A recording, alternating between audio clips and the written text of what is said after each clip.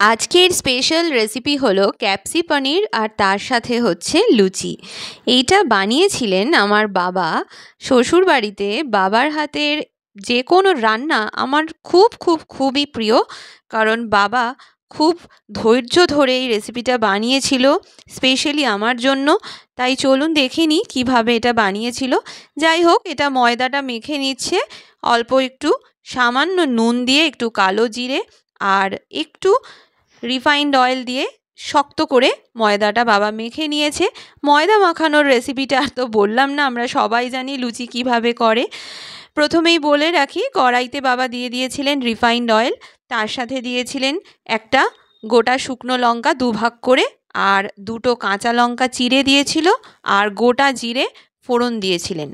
এরপরেই প্রথমে দিয়ে দিয়েছিল বাবা একটু আদা বাটা, আর তেজপাতাটাও ফোড়ন দিয়েছিল। আদা বাটার পরে কষতে কষতে বাবা দিয়েছিল এখানে টমেটো পিউরি, তার সাথে দিয়েছিল জিরে গুঁড়ো হাফ চামচ, ধনে গুঁড়ো হাফ চামচ, কাশ্মীরি রেড চিলি পাউডার 1 চামচের একটু কম, তার সাথে সামান্য নুন, আর টমেটো পিউরিটা দেওয়ার পরে দিয়ে দিয়েছিল সামান্য একটু জল, কষার জন্য যতটুকু জলের প্রয়োজন হয়।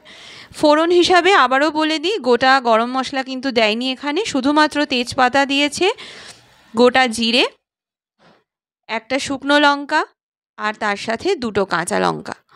এরপরে আদা, টমেটো, সমস্ত জিরে গুঁড়ো, ধনে গুঁড়ো প্রত্যেকটা মশলা কষার পরে হলুদ গুঁড়োর কিন্তু এখানে কোনো প্রয়োগ হবে না, আর লাল লঙ্কার গুঁড়ো বলতে কাশ্মীরি রেড চিলি পাউডার, শুধুমাত্র রঙের জন্য।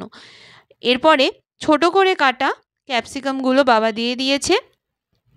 তারপরে ক্যাপসিকামটা দেওয়ার পরে সামান্য একটু নুন দিয়ে ভালো করে একটু কষিয়ে নিয়েছে জল দিয়ে। কষানোর পরে এখানে দিয়ে দিয়েছে 2 চামচ মতো চার মগজ আর কাজু বাদাম বাটা। কাজু বাদাম আর চার মগজ ভালো করে মিক্সিতে একটা ফাইন পেস্ট করে নেবেন। তারপরে 2 চামচ মতো বাটা এখানে দিয়েছে, আর একটু জল দিয়ে গুলে নিয়েছে, তাহলে খুব সহজেই এটা মিশে যায়।